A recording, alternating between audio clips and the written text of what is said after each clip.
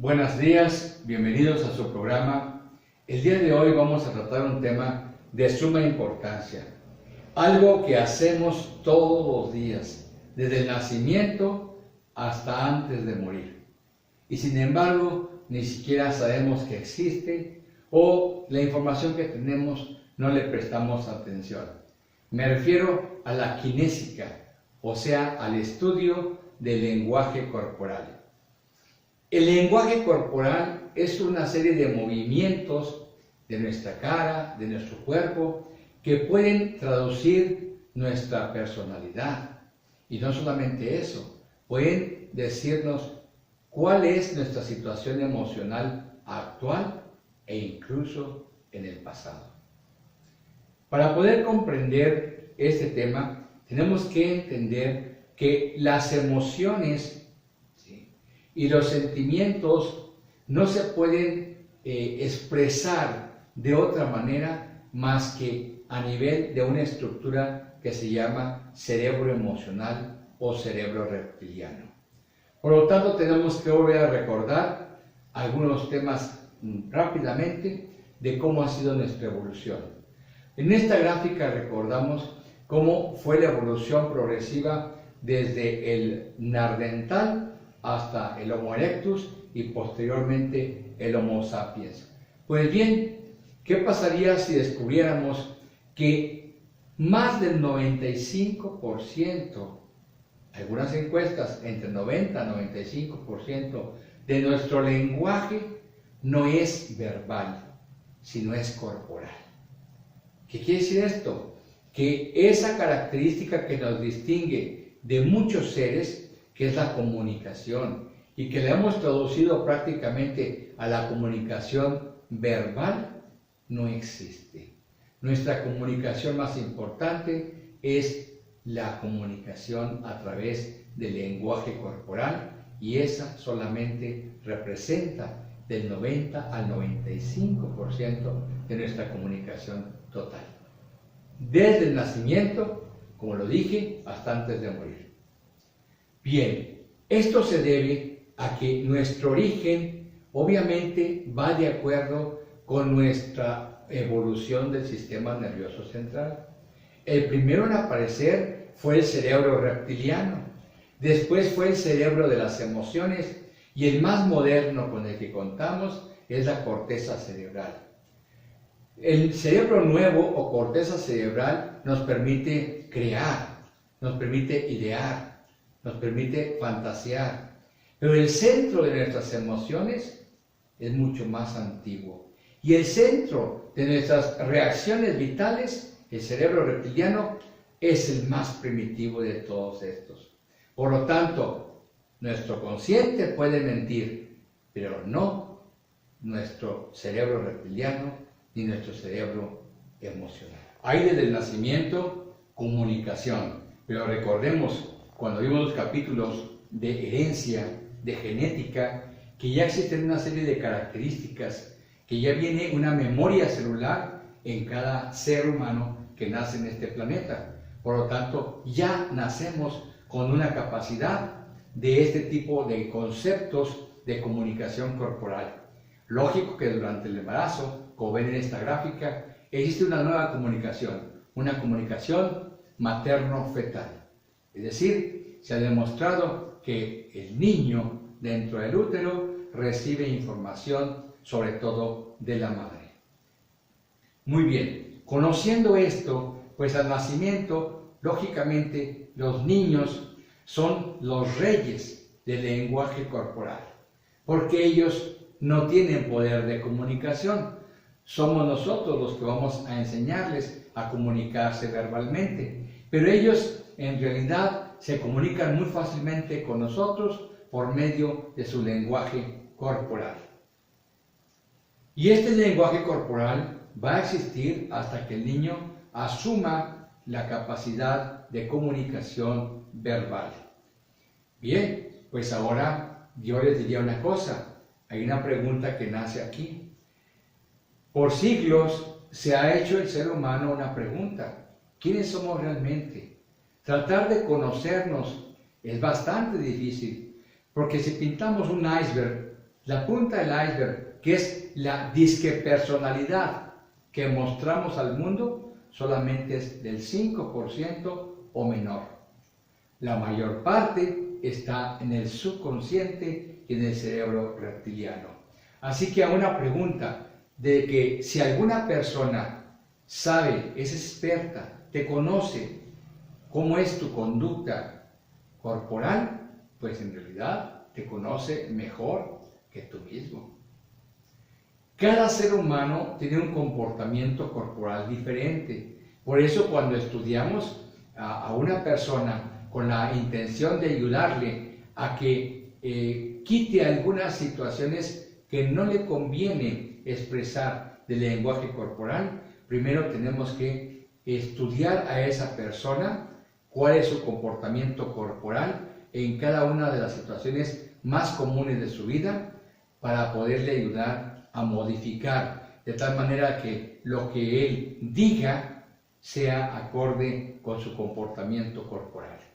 Esto se hace sobre todo a nivel de política, es decir, de países altamente desarrollados que contratan a su personal para que los eduquen a cómo comportarse. El estudio de el arte de comunicarse corporalmente, pues corresponde a la medicina, a la psicología, a la psicoterapia, a la psiquiatría, y lógicamente entra en el camino, entra como ciencia de la antropología, de la sociología, y bueno, tener cuidado porque entra mucho también en mercadotecnia y en técnicas de manipulación de población.